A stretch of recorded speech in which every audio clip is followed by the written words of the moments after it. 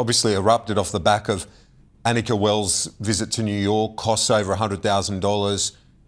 Are you concerned here, though, that this is a pox on both houses in terms of, this is really reflecting on the whole Parliament? Look, it's certainly whooped up a sort of sentiment of poly-hate, I may say. I've noticed that even in relation to my own socials in the last couple of days. People are really angry. They feel that this is just a bridge too far. To be fair, those provisions exist for good reason, for things like helping particularly young mums if they're bringing their bub, and maybe their mum or a carer with them to Canberra. I think that's where the rules serve the Australian people best, because they get a diversity of parliamentarians.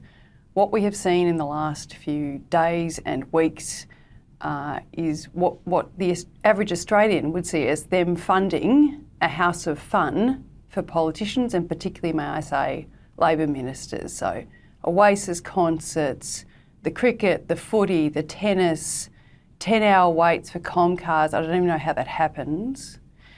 They have a right to feel miffed, disappointed and questioning how we have a system that enables egregious behaviour like that. In revelation today that a professional lobbyist husband has been coming to Canberra. Who knows, maybe that was there to support his wife, and I hope it was. But the average Australian may also be asking, are they subsidising somebody's business? So look, it's gone pretty far. I think the Prime Minister would be well advised to sit down and have a good hard look at this. His suggestion that it's all at arm's length is just wrong. The government makes the regulations. They can change the regulations. I think at the moment, the only people you're getting on TV, the people got nothing to hide in terms of all these entitlements. So I think it would be sensible for the government to have a good hard look at it, because Australians are doing it super tough, right? When eggs have gone up by more than 40%, when your bills are going to go up in January for electricity, when you're looking at more interest rate rises at the end of next year, and people are having fun weekends in Thredbo with their kids, it just doesn't pass the pub test, my friend. You spoke about you mentioned the Sarah Hanson-Young matter with her husband, 78 flights, and that he works as a lobbyist. What is that fundamentally a conflict in your mind when it comes to that family reunion provision, that it's not necessarily relevant in that sense? Look, I think the government should have a good hard look at... Yeah, I think the government should have a good hard look at where these rules mean we get parliamentarians across the ages who can actually come to Canberra. I have deep sympathy for my colleagues on all sides who come from Perth, right? It's really hard.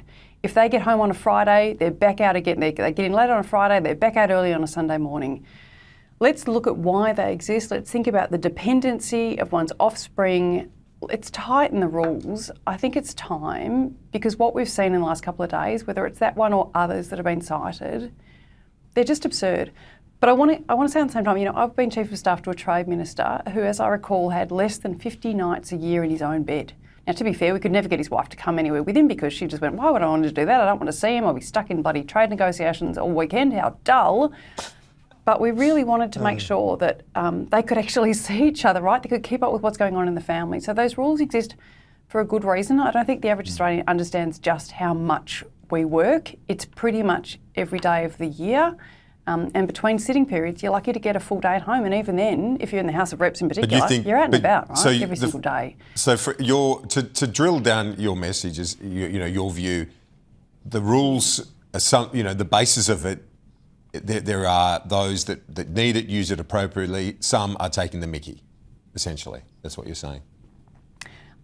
I think the government needs to take the summer to have a really good hard look at how these rules are being used, because I think the Australian public is right to be looking at some of the revelations in the last couple of days and go, are you having a laugh at my expense or what?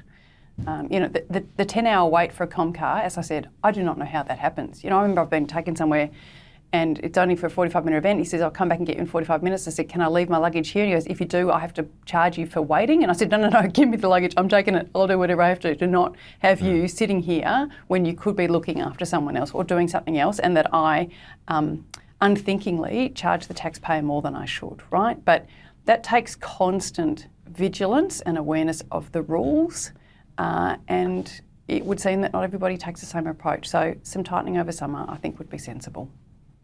The social media changes. Looks like some support from unlikely quarters. Some MAGA congressional members, Josh Hawley, a senator, saying he likes what he's seeing in Australia. So potentially in some states in the US making a move in this regard as well. So rather than push back at this stage, it sounds like some positive sentiment from the United States. What's your read on this from your constituents locally? Well, Kieran, you know that I'm also a profound Europhile. So France overnight announced it was going to do something from 15 or 16 next year. Denmark's already on board, and I've had conversations in Germany as well with German policymakers saying they're looking at it too, and at the EU and the OECD.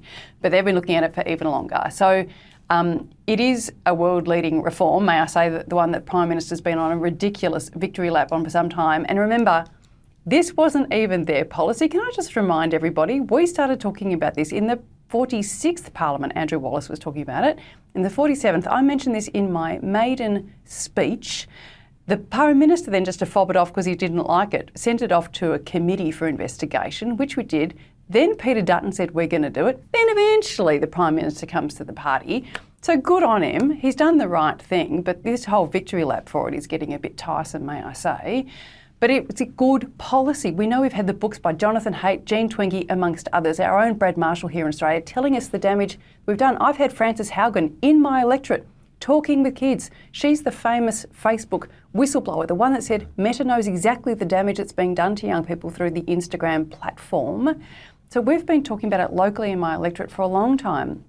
And I do democracy class up and down the electorate. And kids, a year ago when I was saying, and one of the things I do in Parliament is this social media inquiry, they're like, oh. And now when I say, why do you think we did that? They can say back to me, box and dice. And then they say, thank you, I don't want to have to be online all the time to do my snap things when they have to snap every day, whatever it's called, can't remember. Anyway, they're really quite grateful that they're just going to get a little bit of breathing space back until they're 16. So it's a good thing. Yeah. No, absolutely, and I think that's certainly the overwhelming view among those that I've spoken to anecdotally, families and parents and so on. Zoe, thanks for your time. We'll talk to you soon.